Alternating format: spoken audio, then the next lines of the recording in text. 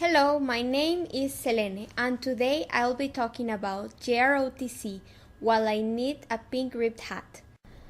In the video, I'll be trying to answer the question, should JROTC be a part of high schools in the United States?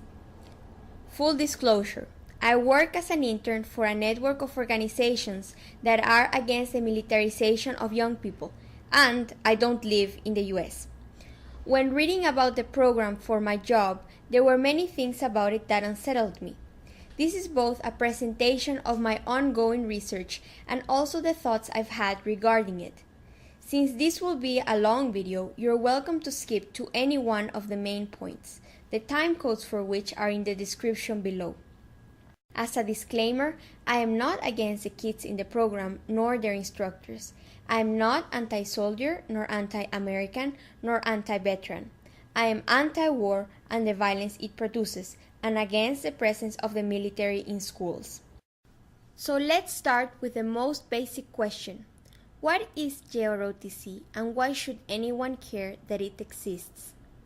JROTC, which stands for Junior Reserve Officers Training Course, is a high school program partially funded by the military.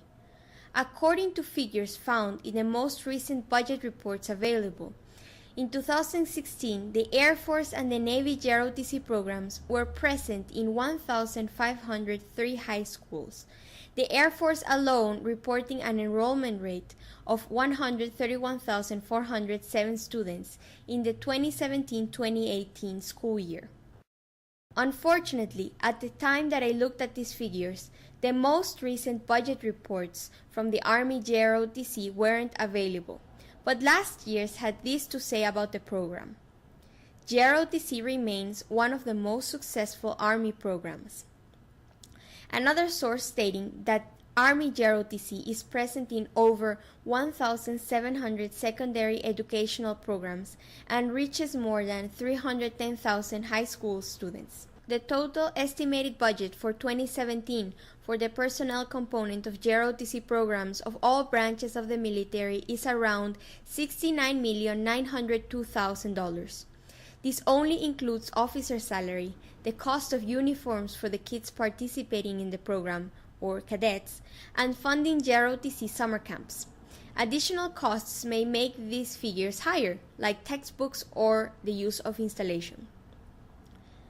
JROTC is described by the same Army document that I quoted before as being a program that fosters good citizenship, patriotism, and leadership skills for this valuable potential pool of military applicants. It's been used historically as a recruiting tool, or at the very least, as the document says, as a tool to enhance a positive presence for the military in the community. There is a lot that can be said about JROTC, like, for instance, what is the intersection of race and economic income in the program's enrollment? In what ways, if any, does it help the children enrolled? I'll try to find an answer to these questions in this and future videos. The question as to whether or not JROTC provides positive benefits for kids in the program has been the subject of several studies across the years. It seems as though the majority of these studies, some of which I'll link to in the description, point to JROTC cadets having a lower national average in school and standardized test scores than their peers. Some studies point instead to an increased GPA the longer that the cadet stays in the program. A 2009 longitudinal study compares these kids to non-JROTC kids in similar socioeconomic conditions and points to lower test scores and college enrollment rates, higher military enlistment rates, higher disciplinary problems, and lower attendance rates. Another study, this time done in 2016, agrees with these figures except in the case of attendance, which it suggests is higher than average, and dropout rates, which are lower. This same report, however, points to higher levels of service and citizenship outcomes associated with service recognition, community service, importance of helping others, voting behavior, participation in citizenship activities, and being patriotic, while having lower levels of participation in school service and student government activities. It concludes by saying, the number of years of JROTC participation within the JROTC group itself has a positive effect among JROTC participants with respect to educational and socioeconomic outcomes. The 2009 study reports that the program improves self-esteem scores for females. The point of this video is not to say that JROTC does not have any positive effects on the kids whatsoever. On the contrary, it seems as though a lot of kids have found it to have a positive influence on their lives, and this is partly supported by statistics and also apparent when reading works by anthropologists and other social scientists. It's not hard either to find ardent messages from cadets and instructors on online forums talking about how much the program has changed them and their friends for the better. No. But there are 3 points of discomfort in my mind regarding the program which I'll do my best to explain. The first one is, what are some sociocultural forces that place kids in the position of needing this program in the first place? Someone could perhaps make the point, why reinvent the wheel when JROTC is already doing something positive for these kids? Which brings me to my second point. We can all acknowledge that JROTC is a military program, both in funding, in form, and in the thought behind it. If we keep in mind a lot of the contentious actions that the US military has taken in the past and in the present, why should the armed forces be teaching children about values, about history, and about politics? It would seem to me that most of what it had to say would be skewed or biased to serve their interests. And then perhaps someone else could make the point, but the military and JROTC are two different things. Which leads me to my third question. Are they? We can look at historical JROTC curriculums and materials and see that, at least in part, this hasn't always been the case. But for me, it's not just about the facts that they teach, but instead the assumptions about the world that the program and its instructors make and impart, and how these assumptions support a worldview where current military actions are seen as justifiable or justified. So let's start with the first question. What are some underlying socio-cultural forces that put kids in the position of needing the benefits of JROTC in the first place? Because, as anthropologist Catherine Lutz puts it, JROTC programs are not randomly distributed around the country's high schools, nor do they appeal to an arbitrary selection of students within the selected schools. Programs are heavily clustered in southern high schools and in schools with a high proportion of minority students. She wrote this in a 1995 booklet titled Making Soldiers in the Public Schools, an analysis of the Army JROTC curriculum. The 2009 longitudinal study quoted above, written by Elda, Pema, and Stephen Mehay, states that the data shows that JROTC enrollees are more likely to be minority males from lower-income families with less educated parents, and are more likely to live in single-parent households. They also attend predominantly urban schools with high minority enrollments located in the South. These attributes suggest that JROTC enrollees are more likely to be at-risk students. In a book that I recommend very much and that I will be citing extensively in this video called Citizen, Student, Soldier, Latino, Latina Youth, JROTC and the American Dream, the author, Gina Perez, conducts ethnographic research of Army JROTC cadets at a high school in Ohio, and she focuses on the working-class Latino and Latina majority that comprises the program. The precarious nature of these kids' environments and situations are, in fact, salient points in the way they talk about themselves, the world, and the JROTC program. Many see the program's powers as redemptive and profoundly transformational, and tell stories of how the program saved their lives. Perez was surprised at how similar the language in this narrative was with the language found in JROTC promotional videos and materials, something which I've also found when reading many kids' comments online. This narrative is also part of the persuasive strategies of both military recruiters and JROTC instructors, who often serve as counselors for these kids where the school counselors fail or are overworked. As Perez points out, what recruiters and others fail to appreciate is the fact that while they exhort young people to have a plan, many students in fact do have one. Indeed, they have many. What they lack are not plans and strategies. Rather, they are woefully under-resourced in implementing those plans. She's very clear when saying that kids are very much aware of the difficulties that the system imposes on them. Coming from low-income households, society and family expectations and responsibilities, balancing part-time jobs and schoolwork, making plans for the future, all added to their own dreams and aspirations, which they are often told will fail. These elements become part of the recruiters' and instructors' narratives who, while often focusing on the benefits the military can provide, material, social, and moral, are often framed as redemptive cautionary tales in which their lives are saved and redeemed through military service. More concretely, instructors write recommendations for both job and college applications, counsel them on their options for the future, and give them a sense that they are someone who cares and respects them deeply. This last point should not be underestimated. Perez quotes sociologist Victor Rios, who says that Latino and African American youth whose behaviors and styles are regarded as deviant and criminalized demonstrated a yearning for being accepted by mainstream society and used the resources available to them in an attempt to do so.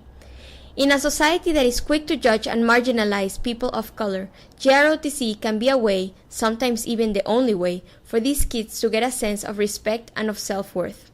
However, as Perez notes, although JROTC certainly does provide students with access to invaluable networks and resources, it does so within a context of unequal power relations that is shaped by race, gender, and class. In the same chapter, Perez explores the ways in which gender and JROTC's concept of leadership intercept. The assertive style of leadership that JROTC champions plays to the way Latina girls are socialized.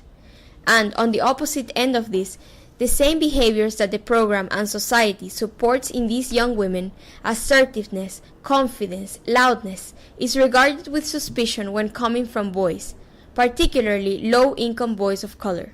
She says, "Boys are particularly vulnerable and punished more harshly than girls, even for committing the same school infractions." As she writes in the conclusion of this chapter, the content of a JROTC leadership model that values an assertive style, the behaviors of young boys and girls are read differently by the broader public and elicit different responses from teachers, security guards, and other adults in authority. As we can see, there is a lot more that affects JROTC and is affected by it. Again, I think we shouldn't be quick to dismiss the positive influence the kids feel the program has in their lives. It helps them, at least in finding a place to which they can belong. What we should be attempting to do is not to undermine these gains or insult the students in the program by hand-waving their experiences. Instead, we should ask ourselves, in what ways can we create or find alternatives for them to obtain the same positive gains outside of military programs? Because does it sound weird to anyone else that the military is teaching kids about values and leadership? It seems to me that the context in which you learn certain information matters, and that while some think of the military as inspiring great acts of courage, sacrifice, respect, etc., these might not be the same words used by others who look onto the same acts. This is true of almost anything, of course, but a lot of what the military does impacts people's lives directly. There is often a recipient on the other end of that courage, of that sacrifice. I hope it doesn't sound like empty rhetoric, but I am more than a bit uncomfortable to have the military talking about respect or loyalty, because my mind is most ready to think of the devastating effects of war and military culture. Language, especially as it is used by the media, can be and is used to hide or paper over the toll behind lofty yet ambiguous ideas like freedom or democracy. I can't really understand learning respect from an institution that has killed and continues to kill civilians. And not only that, but they use language to not even dignify their deaths, but to hide them behind numbers and terms like collateral damage. I know that there are a lot of people who can look at these acts and give seemingly reasonable justification for them. But if you want to stop the war, the very literal cost in lives and money, its violence, the harm it does to the environment and to the minds of the people who participate in it, then we have to start by questioning these justifications in ourselves and others. What do I believe in that makes war seem, if not just, at least necessary or acceptable? For instance, Perez transcribes what Captain Ewell, a recruiter, says to a group of JROTC cadets. "Why are we in Iraq and Afghanistan? They started it by coming here and flying planes into our buildings, and we're not going to put up with that. We're fighting people who destroyed the Pentagon, the World Trade Center, and I can hold my head high because I'm doing something, and it's not about the money, and I'm proud. This is the part that makes me the most uncomfortable with the JROTC program. It takes part in the creation and furthering of these justifications. This can come about either through the whitewashing or oversimplification of history, which we'll get to in a little bit, or through the definitions it teaches for these high-sounding yet vaguely defined concepts like citizenship, leadership, values, etc. They teach the young people enrolled in the program ways in which to understand themselves and the world around them. This seems like a dangerous power for anyone to have, particularly an institution with so much vested interest in the continuation of the war effort, and a sustaining philosophy of using force and violence as problem solvers. And this brings us to our last point. Can we separate JROTC and the good it does for individuals from the complicated legacy of the Army? The assumptions we make about the way the world is supposed to work and what human beings are or should be often seem invisible or second nature. They are the foundation for the way we understand what we see, explain our actions, or justify what others do. These assumptions are created through our personal experiences, given through our parents and teachers, formed and informed by hearing others' points of view, and through the media we consume. When we talk about JROTC, it's important to not just talk about what the kids actually do, like learn about leadership or do military drills, but also the underlying assumptions about the world that can be found in these actions. An easier way to see this is in old JROTC textbooks, which, though written in the early 90s, are quite illustrative. The following quotes are from a Navy textbook. It says, "Our history has shown us that strength has a meaning of its own. Being right is not enough when there are countries that understand only strength. It takes might to preserve right where nations are concerned. The power of our Navy reflects the power of the way of life it must defend, and that includes all nations that join with us in common need. If we are not a strong people with adequate naval and military forces, other countries with more strength will become the world leaders. This would end our way of life." Human beings are consumers of vast quantities of raw materials and fuels. A tremendous amount of waste materials results from this use, individual, societal, industrial, and accidental. A large part of this waste finds its way onto the sea. Fortunately, only a small percentage of this consists of pollutants. Both are opinions about the way human beings are and how the world works. They are political statements because they sustain a narrative in which building a strong military is necessary for the functioning of a nation, and also for the vast amounts of consumption that a group of people can have, the large amount of waste they produce, and any struggle that nations may have for the raw materials which will sustain their consumption. Given a place of authority in high school textbooks, presented as facts instead of points of view, they can become perfect justifications for actions that hurt a lot of people and our planet. These are old textbooks, but if we understand how both of these statements support a lot of military actions and the increase of military strength, then we can understand what power a curriculum sponsored by the military can have. This is not only true for narratives that sustain the war, but, as we previously discussed, it is also powerful for the ways in which students begin to understand themselves and the system that they're a part in. In her analysis of the previously discussed students' narratives, Gina Perez says that they reflect powerful meritocratic notions that sustain American dream and neoliberal ideologies and, even more specifically, students' steadfast commitment to JROTC. Everyone is equally capable of achieving success. Therefore, if you work hard, you will be recognized and rewarded accordingly. However, as she explained in the same chapter, while these narratives can empower students who otherwise can feel left out or unable to achieve their dreams, they also ignore the social aspects of individual lives. I mentioned before that the way girls are socialized helps them succeed inside JROTC's concept of leadership, and that boys are more often punished for the same behaviors that girls have. Within the previous narrative, this can be interpreted as girls are better than boys at paying attention to detail, taking charge, following orders, and completing tasks, while boys are believed to be less willing to take initiative and work hard, and therefore do not take on the same leadership roles as the girls. By ignoring the complex social network of factors that makes this a reality, Gina Perez says it reinvigorates neoliberal visions of femininity and success that rest on ideas of individual choice and capacity, grounded in disciplinary notions of meritocracy. This is problematic because it rests on the Panglossian notion that this is the best of all possible worlds, and that if someone doesn't succeed, it is because they didn't try hard enough.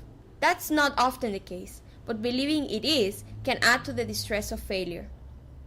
Although most JROTC students don't enlist in the military after high school, I believe that their minds are enlisted to militaristic thought. Just as we can divest our money and our bodies, I think we can also divest our minds, and start by questioning the assumptions that drive violent conflict to gruesome ends. So, to summarize, you should care about JROTC and what it teaches because it is an army program in thousands of high schools which reaches hundreds of thousands of kids and costs millions of dollars. Although the program does influence young people positively in some respects, perhaps a better use of those funds would be to create or support existing programs that aid young people, especially youth of color, in precarious situations find a community, respect, and viable ways to achieve their future goals. This is important because while JROTC does achieve some of these things, it is undisputably tied to the complicated legacy of the U.S. military and, as has been the case in the past, can be used to further a way of thinking that supports many of the armed conflicts the U.S. is currently engaged in.